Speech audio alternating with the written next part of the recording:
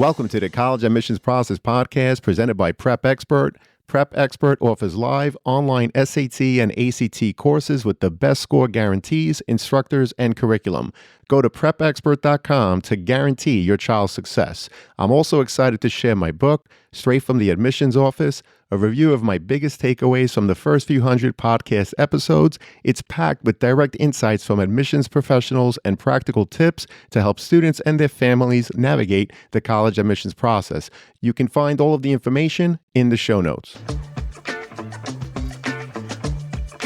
Welcome to The Cap, where we are here to speak with college reps and other professionals in the field of college admissions to help answer all your questions and guide you through every step of the process. So if you're serious about college admissions, you've come to the right place. Are you ready? Let's talk about it. And now, here's your host, Dr. John Durante. Welcome to The Cap, the College Admissions Process Podcast. I am your host, John Durante, and it gives me great pleasure to welcome back Cara Franke, who's the Executive Director of Strategic Recruitment at the University of Kentucky. Now, Cara was with us back on episode 46, which was released in June of 2022. Time flies when you're having fun. Cara, thank you so much for being here. How are you? I am doing great today. Thanks for asking. Our pleasure, and looking forward to this conversation. So, Cara, can you start by giving us an overview of the University of Kentucky, both academically and socially, and what makes it stand out among flagship public universities in the country?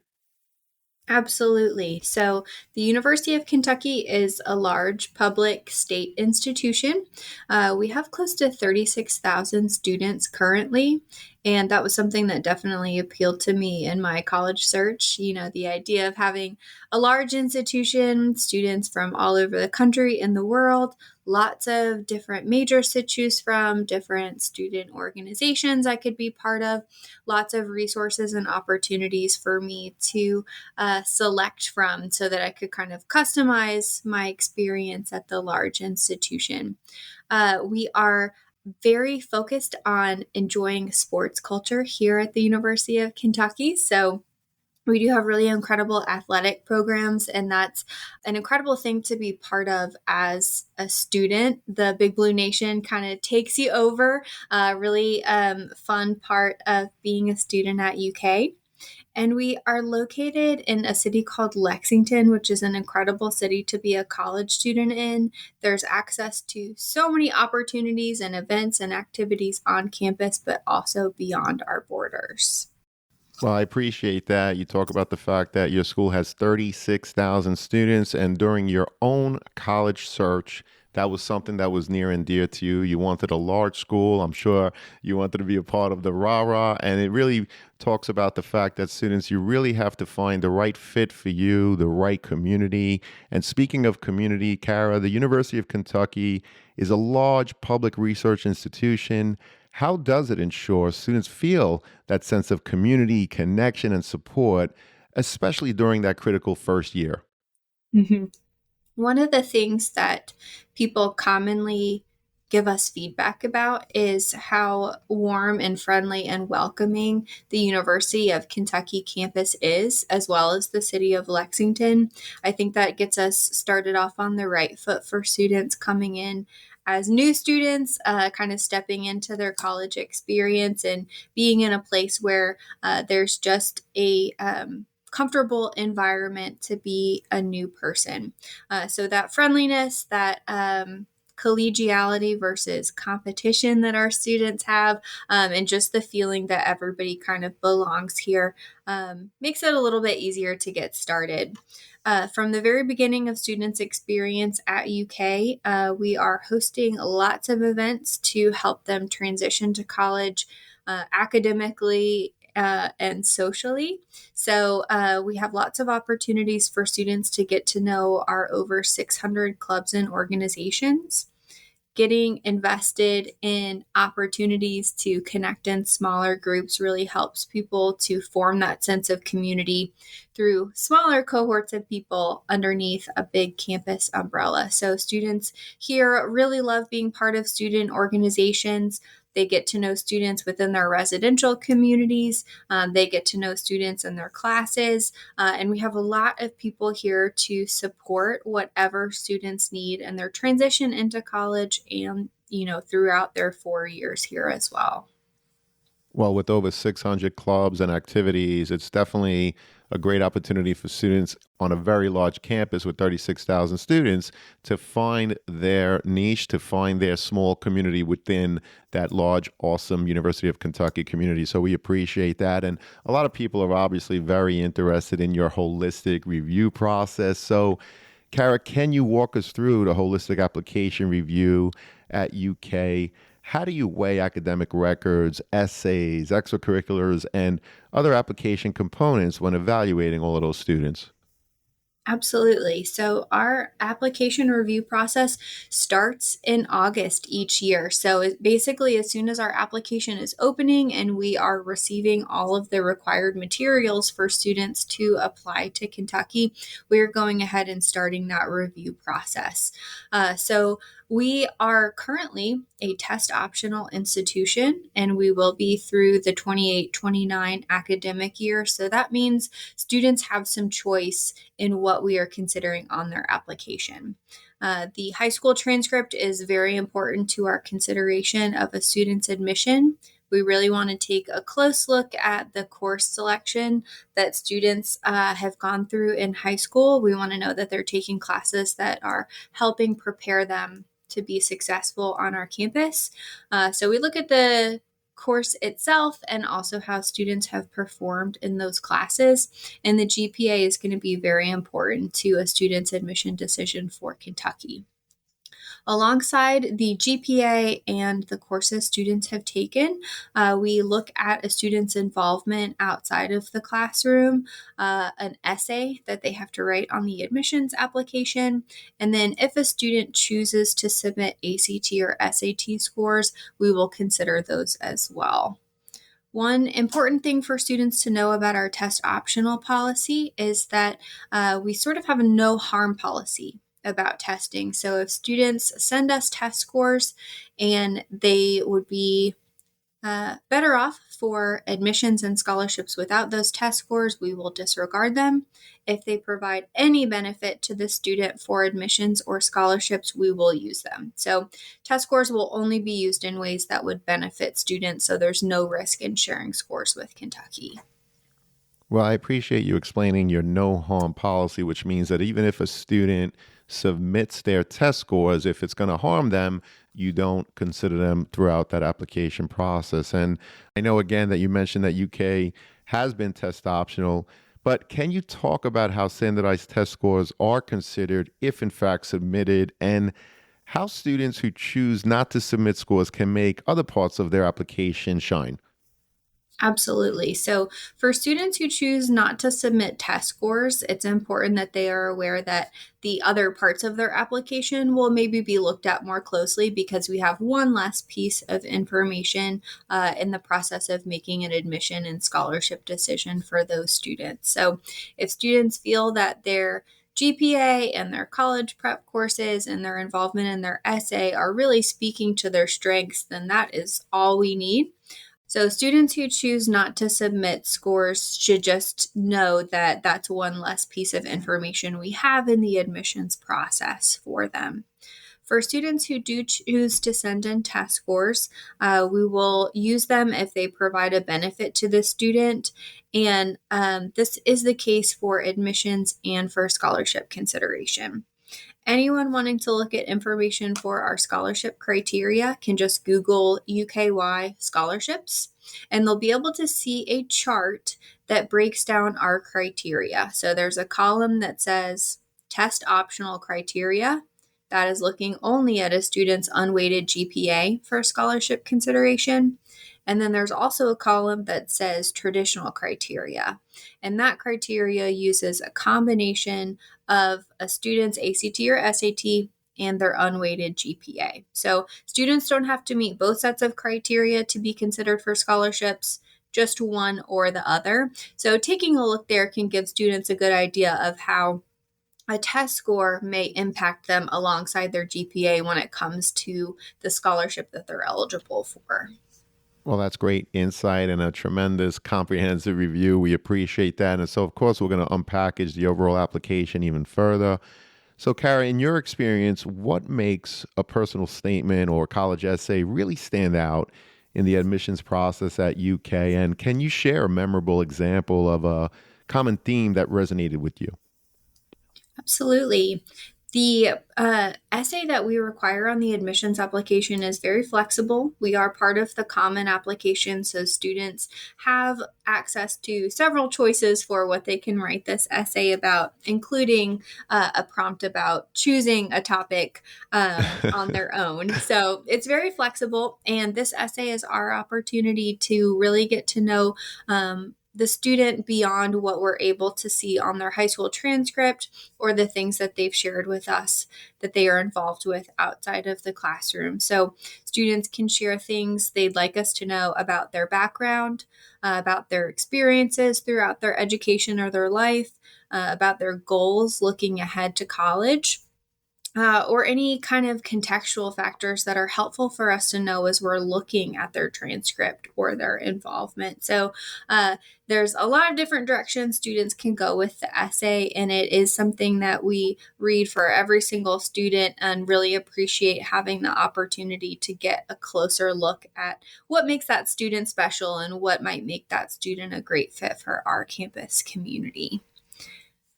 There are lots of memorable essays that come to mind when it comes to ones students have submitted in the past. Something that really helps students shine in that process is if they take the chance to think about, for a specific prompt, what would most people write this about?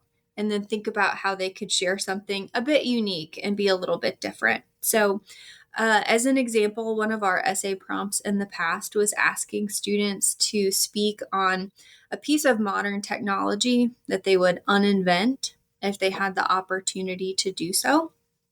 And the majority of the essays that we got that year were about uninventing smartphones.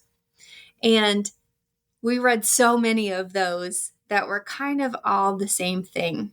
And they also didn't come across as super genuine because if it really came down to it, I think most students probably would not uninvent smartphones because there's a lot that they bring to our lives. So that year, one student wrote that they would uninvent bunk beds. And they wrote about their experience sharing a bedroom and a bunk bed with a younger sibling and how that kind of shaped their family and their experiences through life, and how that translated to their college experience thinking about sharing a room with a roommate. So that was a good example of us learning more about a student through their essay and them taking a prompt that could very easily be answered through sort of a generic essay, but figuring out how to make it personal and unique to them. Well, that's a fantastic answer. And I love the insight in terms of think about what most people would write about when given a particular essay prompt and then do something unique, something completely different. And you gave the example of what would you uninvent? Most students talked about smartphones, which they were probably being disingenuous because I would imagine that most of them would want to keep the smartphones. But you gave the example of someone who, rather than writing about a smartphone, they wrote about bunk beds, right? So the topic could really be about anything. Here's an example of bunk beds. But what's perhaps even more important is what you express, which is you probably read, I'm guessing, 40 to 50 essays a day when you're in the middle of reviewing applications. And if you're reading 80% of them about smartphones, there's really not much that's going to stand out in those essays, right? It becomes redundant. But all of a sudden, somebody writes about bunk beds, and I would imagine that someone like yourself who's reading dozens upon dozens each day, obviously it resonates with you. Am I correct in saying all of this? Absolutely, yes. As a reader, you do kind of perk up a bit when you think, oh, I'm getting to read something different here, and Right. I'm really getting to know somebody.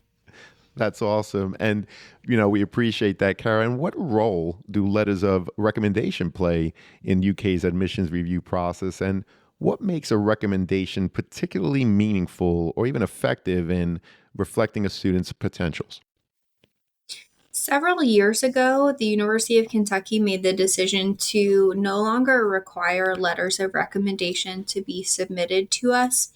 And that was by design. And the admissions process in general, most students don't need a letter of recommendation for us to feel confident that they are ready to be successful at the University of Kentucky. So we decided this was a step that was kind of adding some work for our prospective students and also for the counselors, teachers, coaches that supported them. So most students do not need to submit a letter of recommendation, but we do accept them for students who would like to send them. When it comes to a student who may benefit from a letter of recommendation, that is really for students who feel like there's maybe some additional context to their performance throughout high school that would be helpful to have an additional person speak to. So maybe this student has had some learning difficulties, or they had a family situation that affected their ability to attend high school or do well in classes, or maybe, an injury or medical event. It's helpful sometimes for us to have a counselor or a teacher speak to that student's experience to add some context to their application materials. Well, we appreciate that. And what are some common mistakes you see in college applications, especially from students applying to a large public institution like UK? And how can students avoid those pitfalls? One of the most common mistakes I see, or maybe not a full mistake, but just an opportunity to do a little bit better, are students who are applying right at the deadline.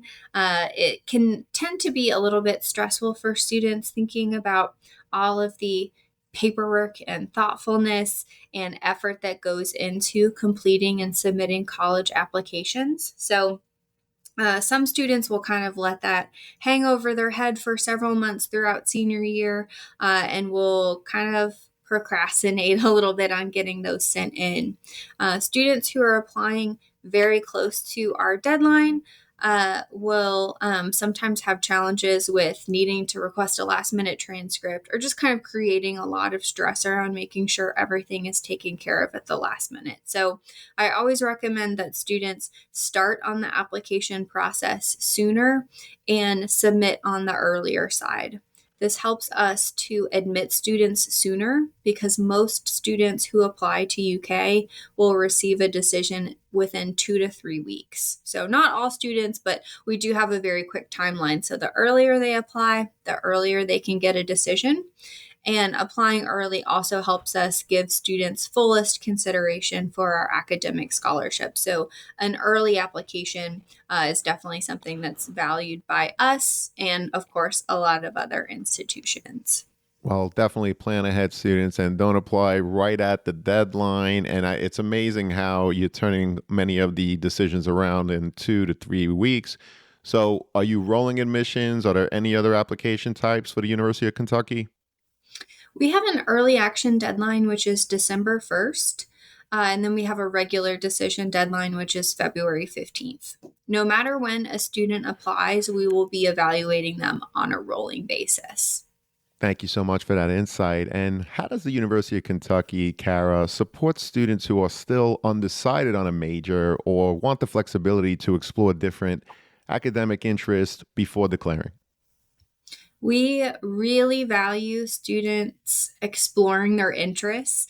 So, UK is a great place for students who have a few different interests or aren't fully sure exactly what they want to do.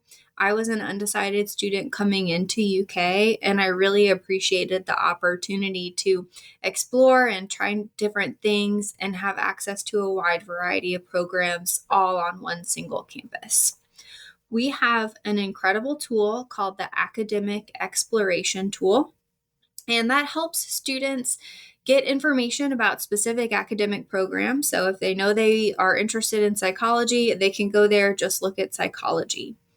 It also is built to be an exploration tool for students who maybe don't know exactly what they want to study.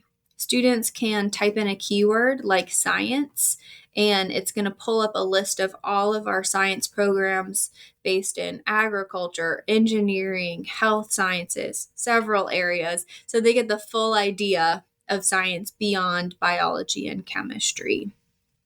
They also can search based on career. So if they know they want to work in education, they can put in they want to be a teacher, and it's going to show them all of those options.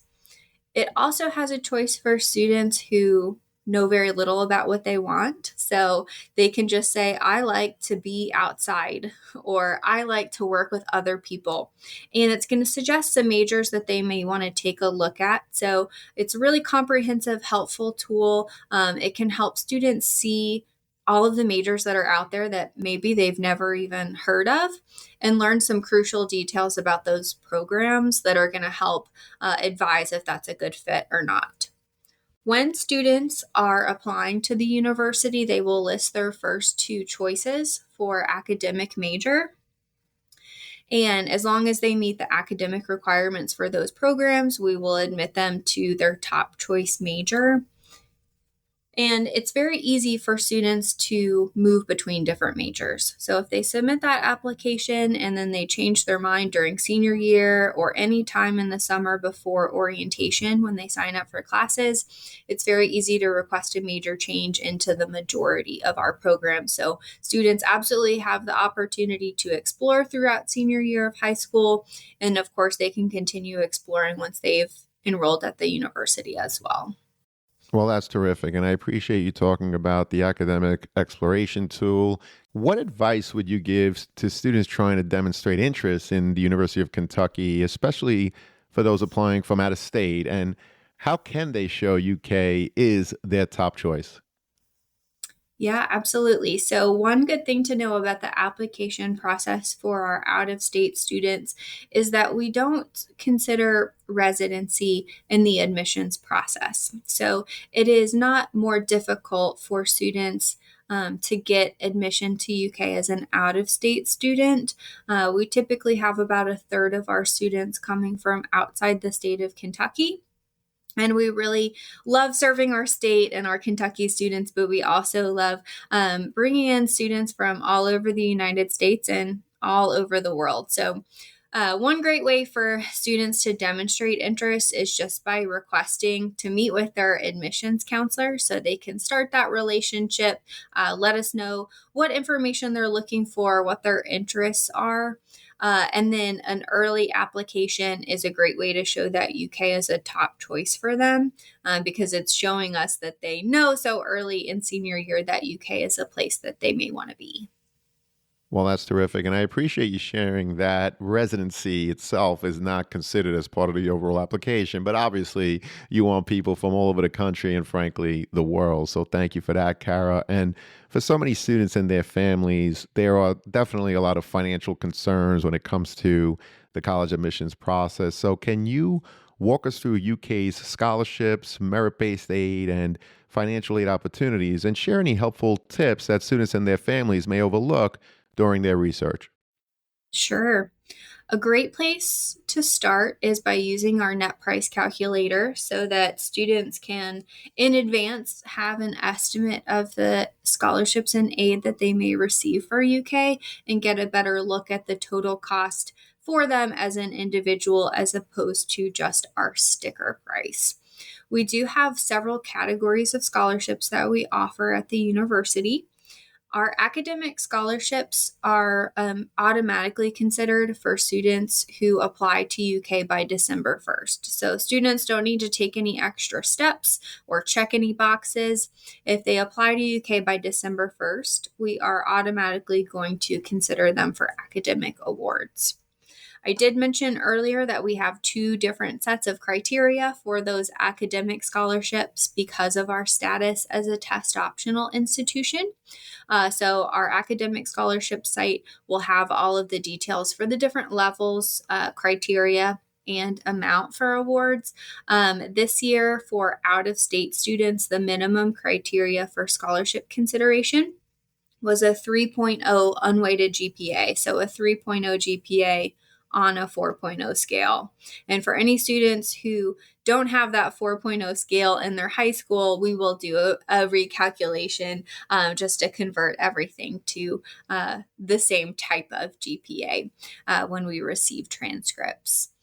We will do a review of our academic scholarships over the summer. So we will refresh our website at the end of the summer with new details about the opportunities for students applying for the fall 2026 year. Once students have been admitted to UK, they have access to a scholarship portal called Scholarship Universe. And there they can make a profile about themselves, and we will ping them with new scholarship opportunities through that portal. So they can apply for scholarships based on their academic major, based on where they're coming from, based on other factors about them. And Scholarship Universe is the best way for students to make sure they've applied for all of the different categories of aid that we offer. We also have an incredible team in financial aid. We encourage all students who are able to submit a FAFSA to us to do so. It helps us consider students for federal aid, obviously, but also helps us consider them for UK-specific awards that incorporate an aspect of financial need. So similar to using Scholarship Universe, submitting a FAFSA is the best way for students to make sure that they've covered all of their bases when it comes to applying for aid opportunities. Well, that's a tremendous overview. I love the Scholarship Universe portal that you talked about. It's something that I actually want to do more research about myself. I'm not as familiar as I probably should be on it. So thank you so much for sharing that. And Cara, you've given so many great pieces of advice. I'm so glad that you came back. This conversation has been phenomenal. Before I get to the last question, I always like to ask, is there a question that I perhaps didn't ask that you'd like to share with us now, or any other topic that just didn't come up in the conversation that you'd like to talk about with our listeners? Sure. One thing I always want to make sure prospective students know about us is that UK is really a great place for innovation. We are always debuting a great new program or testing something out. So there's always a lot going on here. One recent program we're really, really proud of is called UK Invests. It started a couple years ago on our campus, and it gives all of our students the opportunity to have a personal investment account started for them. So, this is an initiative that's kind of anchored in financial wellness for students. And students can earn contributions to that account. So we'll put money into their account based on activities that they participate in here at the university. And students can earn up to $500 per academic year, so up to $2,000 throughout their 4-year experience. And students can invest that money however they like, or they can withdraw the money that we've put into that account. It gives students real world investing experiences while they are very young. And we know that students investing when they're very young is a great way to contribute to lifelong financial wellness. So that's a good example of the ways that we're kind of always thinking about what students need and how we can serve them better, and doing something really innovative to address that need. Well, that's definitely very innovative. And I love how you talked about the fact that you're always thinking about the students, not only with the amazing programs that you offer, but all of the great things that you do on your campus and beyond to foster that great sense of community that UK obviously has. Again, Cara, this has been phenomenal. Unfortunately, it does lead us to the last question, which is, what are your top 3 pieces of advice for students and their families getting ready for the college admissions process? My first piece of advice that I would offer is to enjoy the process. This is sometimes an overlooked step. It's very easy to get caught up in the stress of college admissions and feelings and pressure about making really impactful decisions and sometimes expensive decisions. But there's so much that students have to look forward to through their college experience. They're going to meet so many new people.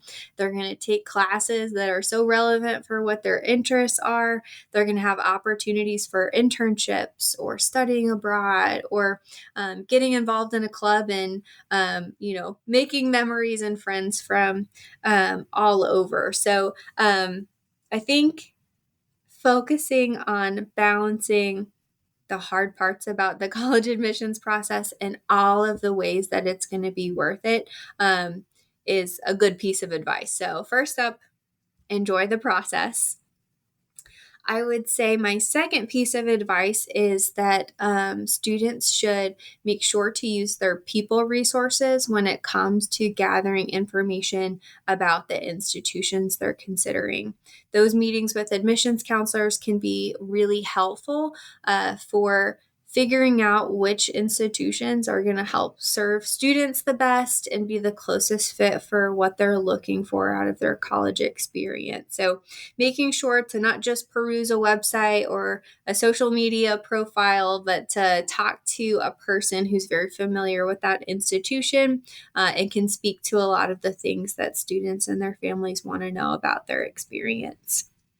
And then my last piece of advice would just be to do really as many visits as you can do. So see several different college campuses, figure out what's the right fit for you. And if you can, visit your top institutions multiple times. It's a good idea to see institutions that you plan to apply to.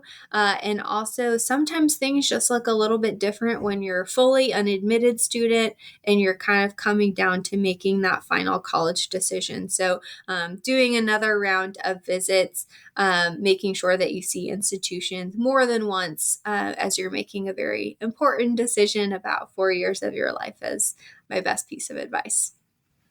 Well, those are tremendous pieces of advice, as has been the same throughout this entire podcast episode. Again, Cara, we were so fortunate to have you back. Obviously, UK is lucky to have you, as were we. Thank you so much, and I'm looking forward to having you back again in a year or two. All right. Thank you so much. Go Cats. Go Cats. My pleasure. And to everyone out there, good luck with the college search. Take care all, and best wishes. Thank you for joining us on this episode of The CAP, the College Admissions Process Podcast. We hope you enjoyed the show. If you did, please don't forget to tell a friend and follow us on Facebook, Instagram, Twitter, and wherever you listen to your podcasts. I am your host, John Durante, and I look forward to seeing you on the next episode of The CAP. Thank you for listening to the College Admissions Process Podcast presented by Prep Expert.